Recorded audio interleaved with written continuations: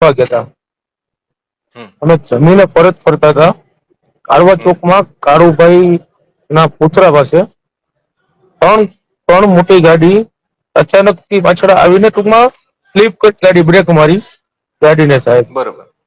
Break હમ મારી એટલે મારો છોકરો ફડકી ગયો, બી ગયો. હમ એટલે મેં એ ભાઈ પાસે ગાડી મેં ભાઈને કીધું કે ભાઈ તમે જરાક ધીમે ગાડી ચલાવો, છોકરો છે મારા ભેગો.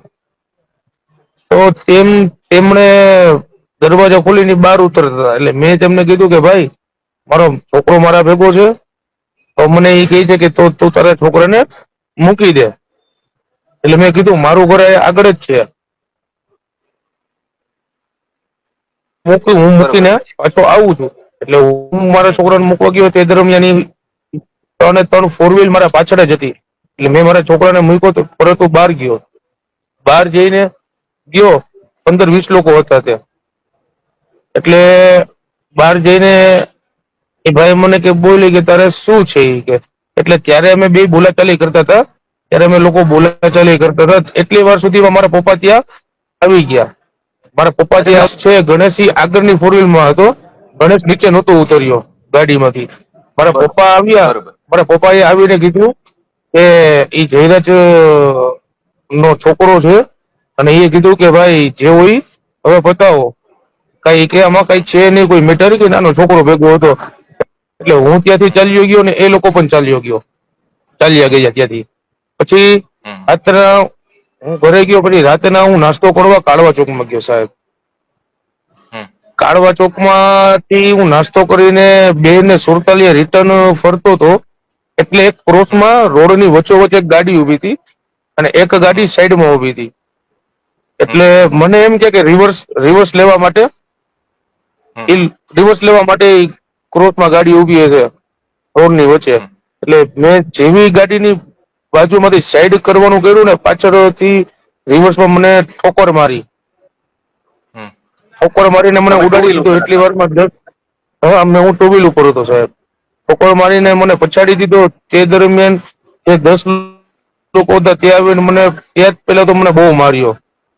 હમ પછી મને ઉપાડીને ગાડીમાં બેસાડી દીધો. ગાડીમાં બેસાડીને મને મારી માથે 3 જણા બેસી ગયા. મને સુવડાવીને વચ્ચેની સીટમાં ગાડીની અને મારી ઉપર 3 હમ જણા બેઠા હતા ને મને અંદર ગાડીમાં પણ બહુ માર્યો. બહુ એટલે બહુ હમ માર્યો. પછી રસ્તામાં એમાંથી એક ભાઈ હતા ને એમણે હમ ગણેશને ફોન કર્યો, વિડીયો કોલમાં મને બતાવ્યો. એટલે ગણેશને મેં કીધું કે ભાઈ ગણેશભાઈ આ વસ્તુ સારી નથી લાગતી. આવું તમે એવડા મોટા તમારું સોશિયલ મીડિયામાં એવડું નામ છે, સેવાકીય પ્રકૃતિના તમે બધા વિડીયો ને બધું મૂકો છો ને તો મને મારી જ્ઞાતિ વિશે મને બહુ બોલ્યા. બાબા સાહેબ આંબેડકર વિશે બોલ્યા. મને કે તું અહીંયા ખાલી અચ્છા પહોંચ, મને કે તું શું કીધું હતું? અહીંયા શું કીધું હતું? સર શું તમને બાબા સાહેબ જ્ઞાતિ વિશે આંબેડકર વિશે બોલ્યા મારી જ્ઞાતિ. સર એ વસ્તુ તો મારાથી હું અત્યારે જે ભાઈ બોલ્યા છે એ વસ્તુ હું ના બોલી શકું. એ ભાઈ એટલું અચ્છા એટલું એ હદે ટૂંકમાં એ બહુ ખરાબ શબ્દો છે બોલ્યા. બાબા સાહેબ ડોક્ટર એ શબ્દો એ શબ્દો ગેરબંધારણીય હા છે એવું છે?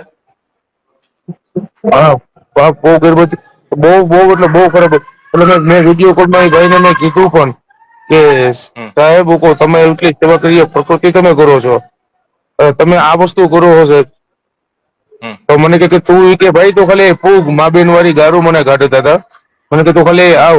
પછી ત્યાંથી લઈને મને ક્યાંક વાડી વિસ્તાર જેવી જગ્યાએ લઈ ગયા. ત્યાં ગણેશ હતો. હમ ત્યાં ગણેશ હતો. ત્યાં મને બરોબર વાડી પછી વિસ્તારમાં લઈને ત્યાં ઓછામાં ઓછા 20-25 જણા હતા. ગણેશ હતો. ગણેશ મને મારવા માંડ્યો. એના ભેગા જે હતા એ બધાએ મને ત્યાં બહુ માર્યો. પછી મને હમ ગણેશે એની ગાડીમાં બેસાડીને મને ક્યાંક એનો ગઢ જે કઈ છે એવી જગ્યાએ ક્યાંક લઈ ગયા એની ઓફિસમાં. હમ પછી ત્યાં મને કે કપડા ઉતારું કે ભાઈ પ્લીઝ મારી કઈ જે કઈ થયું હોય મારી ભૂલ થઈ ગયું. આ વસ્તુ ના કરો તમે. એટલે હમ મારા એ ટ્રાય કરીને ટૂંકમાં કપડા ઉતાવડાવીને મને મારીને કપડા ઉતાવડાવીને પછી મને માફી માંગાવી. મને કે એના ભેગા જે હતા કે આને પગે લાગીને માફી માંગ, ઓને પગે લાગીને માફી માંગ. કે હવે જીવનમાં હમ કોઈ એવું નહીં થાય. એવા બધા 5-7 હમ લોકો ત્યાં વિડીયો ઉતારતા હતા. મારી માથે થૂઈકા હમ સાહેબ ત્યાં મારા પર એ લોકો થૂઈકા. ત્યાં મને બહુ માર્યો. પછી મને કે હવે લાસ્ટ વિડીયો બનાવવાનો છે. હું કહું હા સાહેબ, હું કહું મને કે હવે એ વસ્તુ બોલ કે ગોંડલના દરબારું અમારા બાપ છે, એની સામે કોઈ દી કાંઈ વસ્તુ કરાય નહીં. ત્યારે મેં કીધું કે સાહેબ હું કહું હવે બસ, હું કહું હવે પ્લીઝ, હવે બહુ થઈ ગયું, મને અહીંથી જવા દો તમે લોકો. પછી 4 થી 5 લોકોએ ત્યાં બંદૂક કાઢી અને મારા કપાળ પર ટૂંકમાં રાખી. મને કે બોલવું છે કે નહીં. હમ પછી હું બોલ્યો. એ પછી પણ મને માર્યો ત્યાં, મને બહુ માર્યો, બહુ એટલે બહુ માર્યો સાહેબ. એ સીન હું તમને એમ કહું કે એ અત્યારે હું વિચારું છું ને તો પણ અત્યારે મને કંઈક ને કંઈક ઈ વસ્તુ થઈ છે. મને રાતના નીંદર નથી આવતી સાહેબ. એ સીન જોઈને અમુક તમને હું વસ્તુ યાદ કરું છું તો મને અત્યારે ત્યારે તમને એવું લાગી ગયું હતું કે હવે પૂરું? મને ત્યારે એવું લાગી જ ગયું હતું કે હું પાછો જુનાગઢ પૂગીશ નહીં. હમ હું ક્યારે હું નહીં જુનાગઢ પૂગીશ, ત્યારે મને એવું લાગી ગયું હતું સાહેબ. પછી અને મને એ લોકો આંખમાં તમે એ લોકો પછી સાઈડમાં 2-4 લોકોએ મને પકડી લેકો તો પછી ગણેશ ને એ બધા સાઈડમાં જઈ આવ્યા. પછી મને કીધું કે એના લોકો હતા એ મને કે 4 વ્હીલમાં બેસી જા પાછો. હમ એટલે પછી પાછો મને 4 વ્હીલમાં બેસાડીને પછી ત્યાં 4 વ્હીલમાં વાતો કરતા હતા એ લોકો. એને કૂવામાં હમ ફેંકી દે હમ કે આને આને ઓમાં નાખી દે, વાડીમાં મારીને ફેંકી દે. પછી ગણેશભાઈ ત્યાં સુધી બોલ્યા. હા ગણેશ ત્યાં સુધી બોલ્યો મને કે તું NSCA નો પ્રમુખ છો. મને કે હમ કાલ 12 વાગ્યા સુધીમાં NSCA માંથી રાજીનામું આપી દેજે. બાકી 12 વાગે હમ કાલે પાછો ઉપાડી જાય છે કે 12 વાગે તે મને NSCA નું રાજીનામું ના મોકલું ને તો એ કે એ પછી સાહેબ મને એ લોકો ફોરમાં બેસાડીને મને એવી રીતના વાતો કરતા હતા કે આને મારી નાખીએ ને.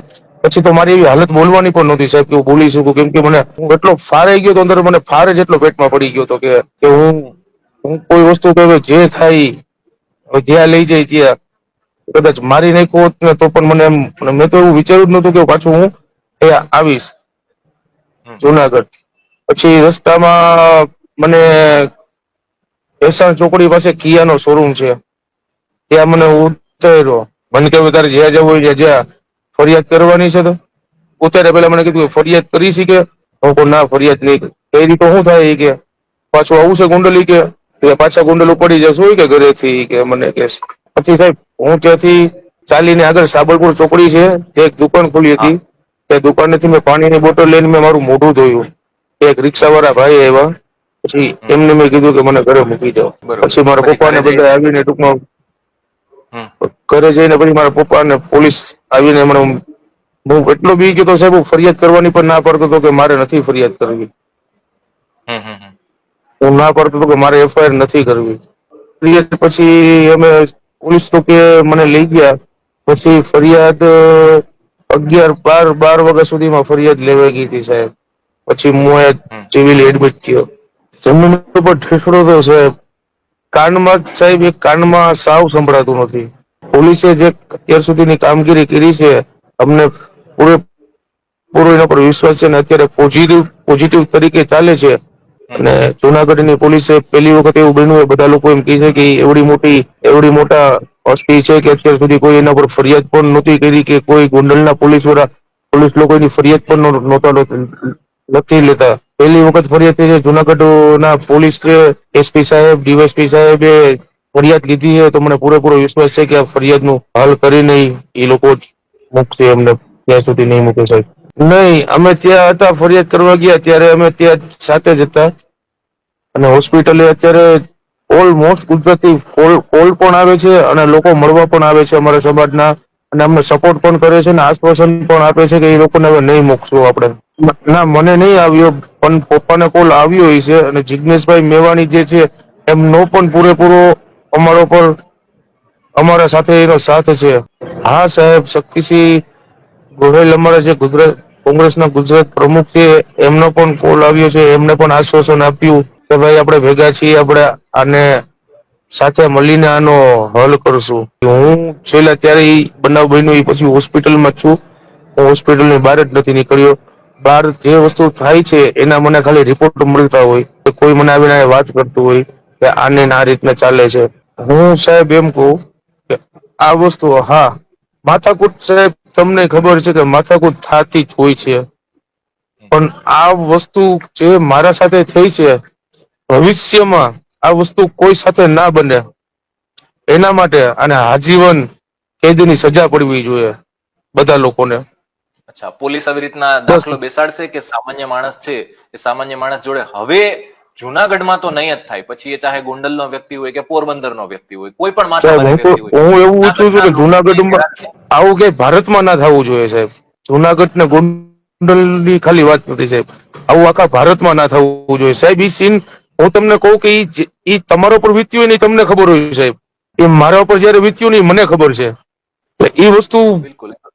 આખા ભારતમાં ક્યાંય ના થવી જોઈએ. આ છે ઘણા લોકો નામ વાળા હોય, નામચીન હોય, સારા પણ હોય છે, એવું નથી, ખરાબ જ હોય. બધા જે કોઈ લોકો નામ કે રાજકારણ વાળા મોટા લોકો હોય તો અમુક લોકો સારા પણ હોય છે, અમુક લોકો આના જેવા હોય, ગણેશ જેવા ને એના પપ્પા જેવા. પણ આવી વસ્તુ જિંદગીમાં એવડું મોટું નામ ધરાવતા ને પાછા સોશિયલ મીડિયામાં ને બધી રીતના એવું દર્શાવે કે અમે એટલી સેવા કરી છીએ, અમે એટલું દાન કરી છીએ, એટલે પાછળથી આવું સાહેબ આ તો અમારો સમાજ ભેગો છે, અમારો સમાજ ભેગો છે અને અમે એટલું સમાજ સપોર્ટ કરે છે, અમે આ વસ્તુ કરી, બાકી અમે પણ એની સામે ના ઉભા રહી સાહેબ. મારા પપ્પા છે, મારા પપ્પા સમાજના પ્રમુખ છે, એની પાસે તાકાત છે, સમાજ આખો એના ભેગો છે, બાકી હું ના પડતો તો ફરિયાદ કરવાની.